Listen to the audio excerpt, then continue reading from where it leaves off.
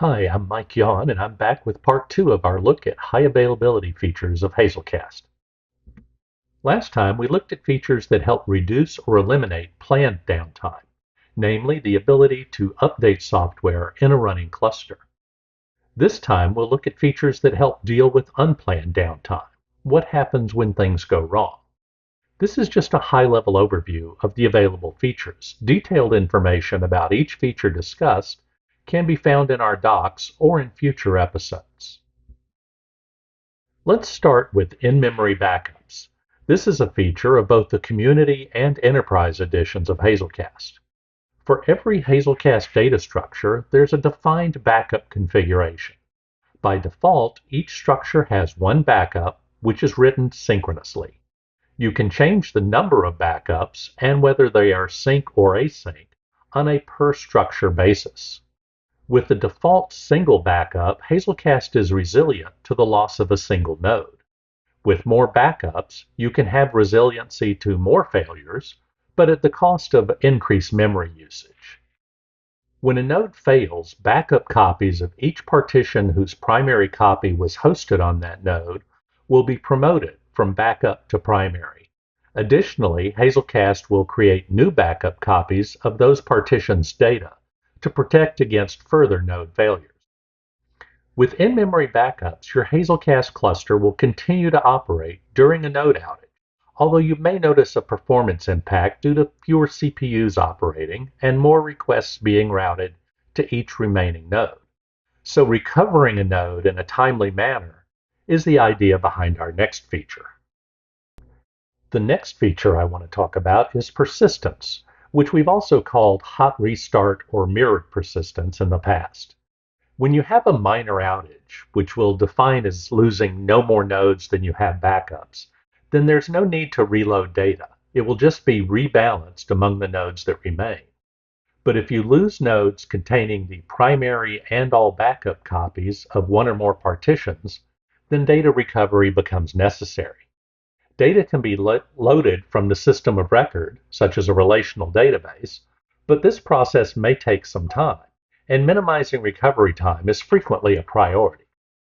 Hazelcast Enterprise Edition can write partition content to disks so that the full cluster content is available locally and in a format that is optimized for fast recovery. When persistence is enabled, updates are written to a log-structured file system, which provides a very low latency write capability.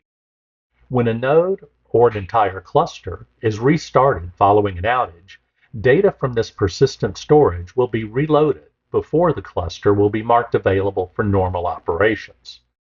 Recovery time will be dependent on several factors, including the amount of data, the drive type, whether it's SSD or HD, and the number of configured operation threads. But as an example, 100 gigabytes of data stored to SSD can be recovered in under 80 seconds with 8 operations threads. Our next high availability feature, partition groups, is designed to make sure multi-node outages don't take out both the primary and backup copies of a partition. In a cloud deployment, for example, you can ensure that backups are in a different availability zone than the primary copy. Or for an on-premise deployment, you can make sure that nodes for the primary and backup copy are not in the same rack.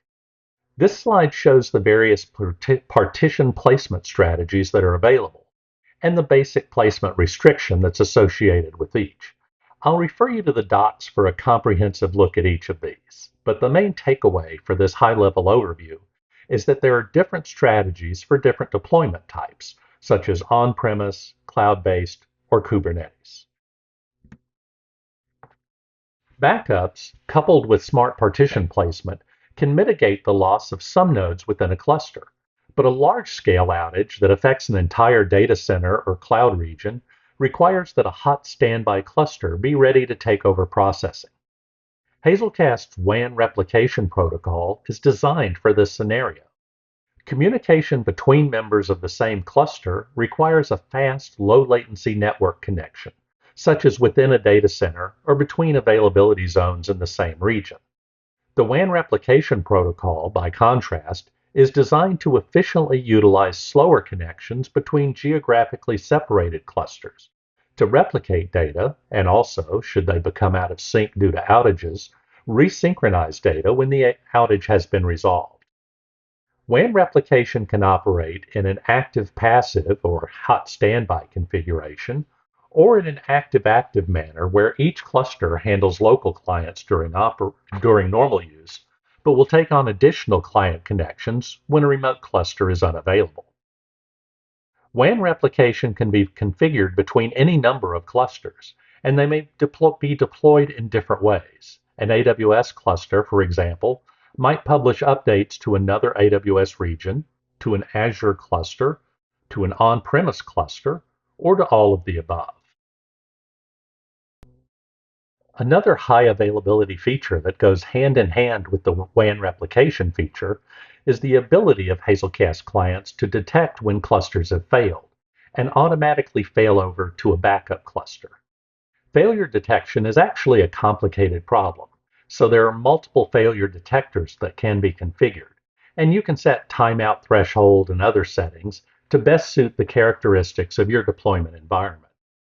Failover behavior is configured on the client side, and the client can be configured with one or more failover cluster configurations to be used when the primary cluster is unavailable.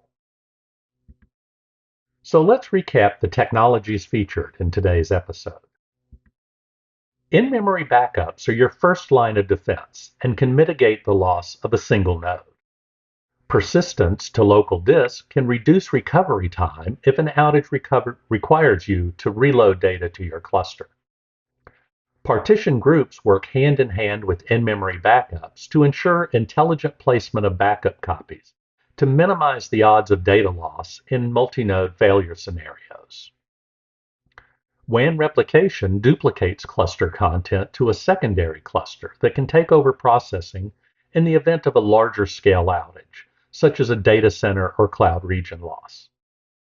Automatic failover, along with WAN replication, can reduce the time window during which clients are unable to connect to a cluster during these larger scale outages. So thanks for watching this episode of Television, and we'll be back soon with another look at what's new and interesting with Hazelcast.